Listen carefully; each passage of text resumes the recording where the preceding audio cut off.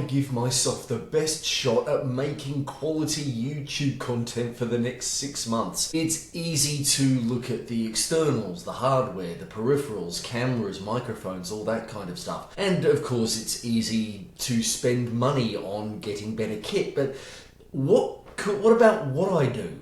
And how I get it done? Can I get the ideas out of my head and into somewhere that I can organise them and get the flow of then getting them onto camera and then up to YouTube as smooth as possible? Hello and welcome, my name is Rob Farker. I am a 40-something lover of sleek, future and cool machines who is taking his personality and perspective to YouTube to talk about life, the universe and everything, and how to do them all with intent. I'd just like to start off this episode, as I usually do, by asking you folks to please like this video, subscribe to the channel, and pen a polite, enthusiastic and constructive comment down the bottom. It all helps YouTube know that this channel is worth promoting, and it can well help me improve the quality of these videos and give you better stuff going forward. So here I am on this 7th episode of the pre-6-month mission run, which I think is the 6th of what I am calling the Drydock series, where I basically take my ship of the imagination in for some maintenance before it goes out on its 6-month mission. And it seems particularly appropriate, given the topic, to start talking about the gear that I'm using to create these YouTube videos and also the processes that I am developing and implementing to make sure that sitting down in front of the camera and speaking to you the way I am right now is as painless as possible. It's worth setting out where I am, hopefully to help anyone watching get an idea of what you might need, and maybe even what you might not need that you otherwise think that you do to get going. So I am going to start off with the most obvious stuff, the equipment. What have I already got, and maybe what would I like to get my mitts on in the future? So in terms of hardware, I'm sitting here in this room at this desk. You know, I didn't actually put the desk as a list item because, look, you know what, I'm going to show off a little bit. I'm going to press the button and yeah, it's going to do the thing. So I have to thank my day job for this. I'm in a crouch at the moment and just slowly standing up as this thing goes up. So I do have to thank my day job for this wonderful electrical powered stand-up desk, which, yeah, it makes sure that I am not getting, not being too unhealthy by sitting down for too long. And I think sometimes I've heard that if you're going to be recording audio and speaking into a microphone, it is better to be standing up to do so rather than sitting down, because your breath control is better, everything opens up a bit more, you get a bit more resonance. In addition to that, I have my laptop, which I bought around about this time last year, I think. It's an Asus TUF Gaming A15 laptop. I don't have the exact specs to hand, but it runs a bunch of games that I have had for ages on ultra quality, including Elite Dangerous, which is, if you've seen the last episode I did about live streaming, may well be a key thing on this YouTube channel and perhaps even on Twitch going forward. We will see how we go there. But it is great. I have taken it out and done all kinds of stuff on it around the traps. I remember when I was living in the Blue Mountains at one point when I was getting the train into Sydney to do some bits and pieces, and I took the laptop with me. I would take my Xbox controller, why I'm showing this off I don't know, but anyway, my Xbox controller, and plug it in with this lovely little USB wireless adapter, or sometimes if I just needed to actually make sure it had power, I would use a USB cable and play Burnout Paradise on the way down from the Blue Mountains to Sydney, and sometimes even back again. It's worth noting that I do have a docking station that connects to a dual screen setup that I have. It's great for work, but it's also, I'm finding, great for this because I have on my laptop screen what is coming out of the camera, but what I'm looking at right now are the actual notes I have for recording this episode. And of course I have my other tabs over on the left, even though I'm not really using them. A human being can only look at so many things at once. The next thing I have on my list, and I was going to get the model of it, but I didn't, is my Oppo phone, which is the thing that I did that remote recording for a couple of episodes ago, the Who Am I, What Do I Want, Why Am I Here episode. That's what I did the recording on from Centenary Park, just up the road from me. I have a Logitech C615 HD USB camera. I have had this for years. I can't remember if I bought it before or after 2019, but it records in full basic HD 1080p, which is kind of enough for what I want for current needs. It makes YouTube videos just fine. And I have this wonderful, let me put it up, I don't know how well it's getting my voice now, but this wonderful Rode Podcaster microphone, which I have to thank my mate in Canada, Scott Doucette, for. He paid for this so that I could record Podcast Bay the podcast on a decent enough microphone. And I think I'm not quite pointing this at my mouth as well as I could otherwise be, and I'm adjusting this pop filter or windscreen. There's some debate as to whether these things are called windscreens or pop filters. But yeah, and a fair point on this, I not only have this microphone, but I have this shock stand and of course this wonderful swing arm that it's mounted on. You know, I just had the microphone down and completely forgot that I have paid for all of this additional kit to help me record. Another piece of kit that I have is a JBL Tune 660NC set of wireless headphones with the optional wired connection. If you've been watching the last couple of Equal First episodes I put up, you'll see those are the ones that I am wearing there, and having the wired connection is a bit more helpful for when I'm actually doing podcast recordings and such. I'm not worrying about them too much right now though. On a sort of tangent, although again it's a bit relevant to the live streaming and playing Elite Dangerous and perhaps Star Citizen, but this weekend I decided to have a bit of a personal splurge, if you'll forgive me while I untangle some cables here. But yes, I got myself this wonderful Thrustmaster T-Flight Hot-Ass 1. And Hot-Ass, H-O-T-A-S, I mean, you know, that can be taken multiple ways. Either, you know, oh, it's hot-as, bro, hot-as, or even hard-ass. Well, I don't know, these things do kind of have a nice fat bottom on them, don't they? So I guess hard-ass kind of works. Yes, which stands for Hands-on Throttle and Stick Flight Control System. I suppose technically I don't need one of these. I was watching a video on YouTube, of course, recently about combat in Elite Dangerous, and the guy who recorded it basically said, you know, really, mouse and keyboard does give you the best response, but I do love the fact that this thing is covered in buttons which basically allow me to do multiple things at once just with slightly shifting my fingers around, or, you know, my thumbs, without having to change finger position on the keyboard, or jump from keyboard, you know, move one hand from keyboard to mouse and back again. And it's just a fun little piece of kit. I've been using it a little for Elite Dangerous. I even plugged it into my Xbox out in the living room and played a little bit of Star Wars Squadrons with it, and boy was it twitchy, I will tell you that. It felt like just trying to keep lined up on an enemy to shoot at them there was a lot of this going on at the time. Yes, I was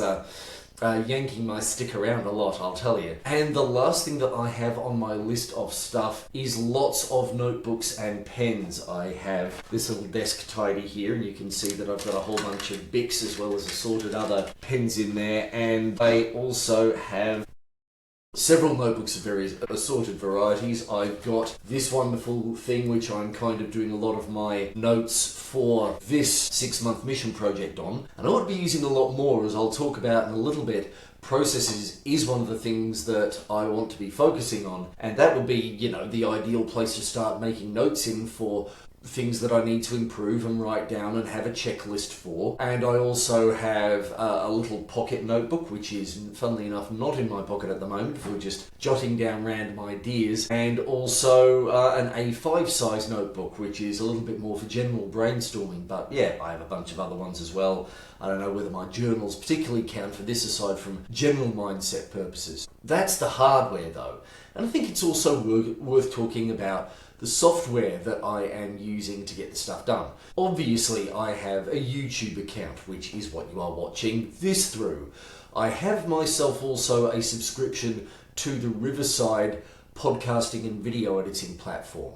I came across it while I was doing the work a couple of months ago of resurrecting the aspect of myself as a podcaster, and found it was great to record chats on and then do edits in. There are probably other platforms, maybe some are better suited for YouTubing, but right at the moment I am feeling like stick with what I've got. Shopping for perfect is going to prevent me from getting what I want to be doing, which is recording YouTube videos, done. And I have, speaking of shopping, spent some money on a standard subscription so that I can output in 1080p.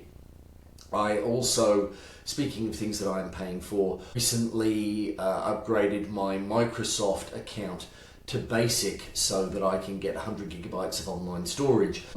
It's one of those things that I'm technically not sure that I 100% need. It almost feels like a bit of an arm twist, because all it's doing is synchronizing the standard folders in my hard drive, the documents, the pictures, the videos, all those folders to the Microsoft account I have online. And just recently, especially after I started recording videos, I started hitting the limit of the unpaid subscription. And in a way, just to stop it annoying me, I coughed up the $3 Australian a month. That said, it does feel good to have, and that I've got a bit more breathing room on backing up the basics and the key documents that I need without having to fiddle around with Google Drive too much.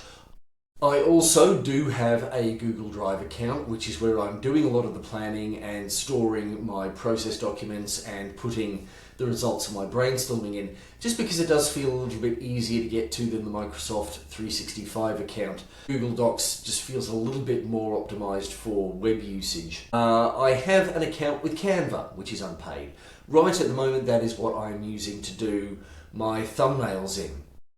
It feels a little bit more easy to use, a little bit more intuitive than GIMP, aka GIMP, a freeware graphic design platform that's sort of meant to compete in the Photoshop space. But Canva, of course, is getting advertised a lot nowadays. I've heard it talked about a lot in some entrepreneurial groups that I'm part of, and I do find it easier to just assemble a thumbnail or a fancy Instagram design in there. So, there is a from scratch aspect to using GIMP where it gives you all the tools, but you kind of have to know the basics yourself of graphic design and placing things so that they look neat, whereas Canva does a little bit more hand holding there, which I think is what I need at the moment. I am also using Toggle to do some time tracking. And I should have kicked off on Toggle, now that I think of it, a thing for, where are we? Episode recording, hit play on that. I know this has been going for several minutes already on this recording, so I'll have to just update the timestamp later. It does come in handy, and I kind of do want to start using it more because I feel like it will give me a better idea of where I can be a bit more efficient and maybe shave a few minutes off the practice of doing things like recording videos. And one really handy thing, given that my subject matter, is that I came across on Wikipedia, there is a calendar of important dates in speculative fiction. And it's something that I would like to go to in every episode that I do, or at least once a week, so that I can say, here are the key things in the coming week that I might like to talk about from a Sleek Futures and Cool Machines perspective. So these are the things that I have. Now the question is, what would I like to get my hands on? I sometimes think about upgrading my Riverside subscription from Standard to Pro. It is a little bit more a month. I think I'm paying about $25 US per month, and going from Standard to Pro would mean going to something more like $40, $45. I didn't do the figures before I came on this video. I have chapter headings in Riverside, but with the standard subscription, I can't export them. Whereas if I do go to Pro, it does give me the exportable chapter timestamps and also gives me things like automated show notes, which I would like to give it a try. I know it's AI driven, but part of me feels like at least having that basis there gives me something that I can tweak a little bit more, and it will save me a bit of time when working on the show notes. I wonder whether I ought to get a tripod mount or a selfie stick for my phone, because when I was recording up on Centenary Park, it was a bit of an ache, just like holding the phone up constantly and talking into it. Whereas at least getting a selfie stick or a tripod mount would make gripping it a little bit more comfortable, and even, just being able to hold it away from myself. That would be a bonus. I have occasionally looked at things like ring lights. Funnily enough, I've been shopping in places like EB Games and Zing, and also trying to keep an eye out in JB, because of course what with streaming becoming a thing nowadays, and gaming being a fairly tight component of streaming, especially on Twitch, naturally they sell all this stuff where gamers who want to get into streaming are going to come in to buy things like headphones and hardware upgrades and all that kind of thing. I like the idea of going shopping on a physical premises, having a faucet, picking things up, looking at them, rather than just buying online. Then again, maybe buying online is the way that I need to go, just to, like I was saying earlier on about my Riverside subscription, just getting the thing that'll be good enough for now and seeing where I go. I think I could use a little bit more filler light over in this direction, if you see what I mean. It's after 7 o'clock in the morning as I'm recording this right now, and there is some natural light, but yeah, I could use a little bit more of that. Could I get a new camera? Maybe. I have noticed on a couple of the videos that I've been doing, after a while the focus seems to go out a little bit. Usually after I've been holding something up near the camera. I hope I haven't tripped the focus again just now. And I have noticed that there are some live streamers and YouTubers who do have cameras that are a little bit better at auto-adjusting focus. Maybe that is something worth looking into. On the gaming front, I'm wondering whether if I do get stuck into Star Citizen, as I mentioned in the last show, I did try and hit a few difficulties, and what with the Elite Dangerous Odyssey upgrade, I'm finding that's kind of scratching the itch that I was looking at getting from Star Citizen, even though the C2 Hercules Starlifter isn't exactly in Elite Dangerous, and you don't really get ship interiors in Elite Dangerous, you just get cockpits, really. And part of me likes that idea of, wandering around in the ship that I am flying. So do I get a better gaming rig so that I can run Star Citizen smoothly? How do I make sure that it connects to the docking station, or do I just plug it straight into the screens and say wear headphones rather than using the on-desk speakers that I have? 2.1 setup, very nice. One of the recommendations with Star Citizen is that you have a solid state storage drive. And I do have an external hard drive that I'm using at the moment. It's a semi-backup drive. It's where I have a ton of my RPG files, which I recently, when I was checking some stuff, come to over 60 gigabytes. That's kind of scary. But if I don't get a dedicated gaming rig yet, do I just get a solid state drive so that I could potentially run Star Citizen on? Do I get myself an extra microphone for outside or recording in the living room? The sound on my phone definitely wasn't bad. The main pain was the fact that it was a high wind day when I was recording. But I do see a lot of folks with little, what appear to be Bluetooth lapel mics with, little fuzzy bits on top. I think maybe it's worth getting myself one of those. Also, if I want to get out of the office that I'm recording in and maybe do it somewhere a little bit more comfortable, like, say, my living room, where I can maybe show a little bit more of my fancy stuff off, or even if I want to live stream while playing Star Wars Squadrons on my Xbox. That would be a thought, that would be something to try. And the last item on my wish list is a green screen, again a little bit more for live streaming purposes, but it would be nice to have something behind me, even for if I want to take photographs, that will be easier to crop myself out of them and plug my wonderful visage into a thumbnail or an Instagram graphic of some kind. So yeah, there are a few things that I wouldn't mind spending the money on, and given that things are going pretty well for me at the moment cash-wise, I could probably afford to have a splurge on. But it's easy to look at the physical things, the things that you can spend money on, and it's a little bit tougher to think about the more esoteric stuff, like processes. It's, again, spending money on things can be a distraction. The trick is, once you've spent the money on them, how do you use them efficiently and quickly and smartly? It's something that I have done a fair bit of work on in the past, and in some ways I do love processes. I think I was talking about it in my last episode about podcasting. I have developed a few processes for recording a show, but there are a few more things that I want to think about more broadly, like what are the things that I'm going to be talking about with you? It's kind of easy to develop a podcast where you're doing interviews, where it's more looking for guests and sourcing them and scheduling. When it's just me and talking about the things that interest me, organising processes around that are a little bit more creative, content calendars, developing ideas, things that go from just moments of inspiration and thought bubbles to fleshing them out a bit more, to ready to record and turning into a separate document with bullet points for notes like I've done for this show. How do I do all these things more efficiently?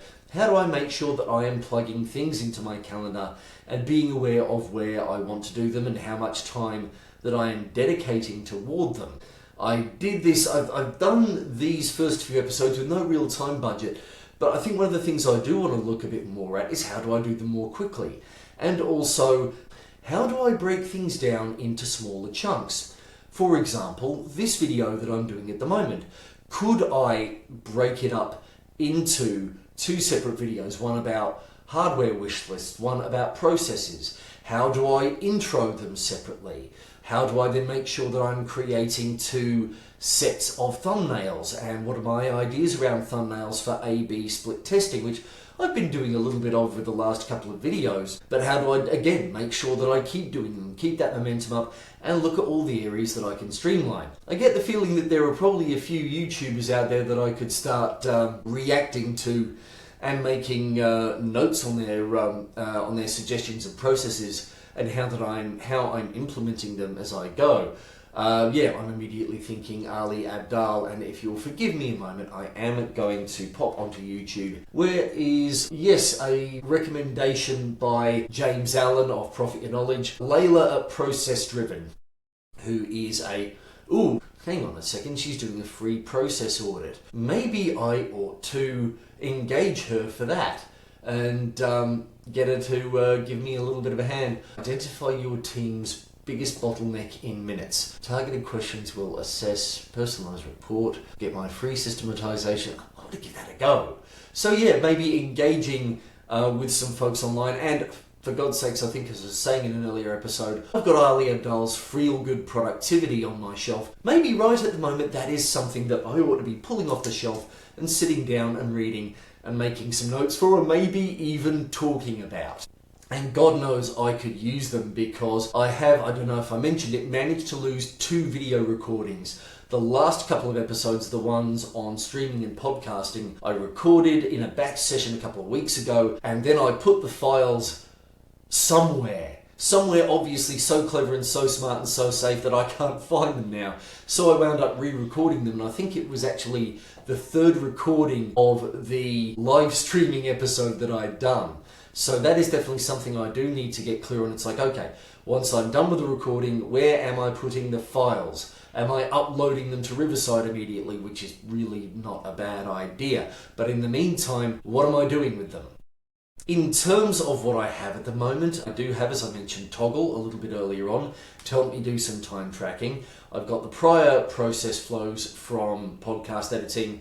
There's Layla at Process Driven, Ali Abdaal, as I mentioned a little bit earlier on, and also whom I find is a pretty good resource is a lady by the name of Kate Cassidy. I think I might have mentioned her before once or twice. I like her because she is a baby YouTuber like me, and she's doing a lot of videos like these where she's talking about what she's learning and where she's improving and where she's seeing the results. So go check her out if you get the chance. Pretty much spelt like it sounds, C-A-S-S-I-D, where I-D-Y.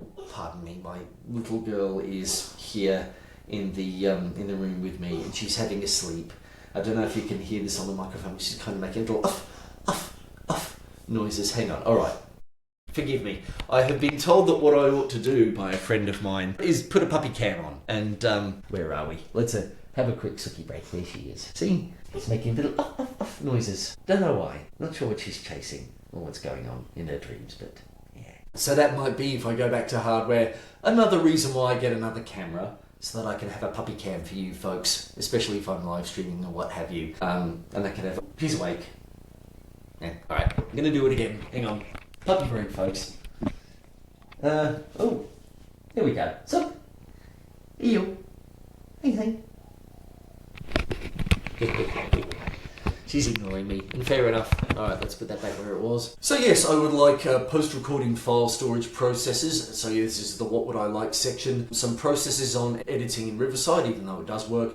More on content planning, and a little bit around promoting. Because I do want to, again, try and write a bit more quick. And perhaps some more consistent lists of stuff. I do have some lists on Google Drive, but maybe some sort of also a regular review process. I mean, I do a weekly review for life, so maybe every Sunday afternoon, so maybe it's a good idea to do a weekly review at the same time, or maybe a little bit later, just to give my poor brain a little bit of time to cool down.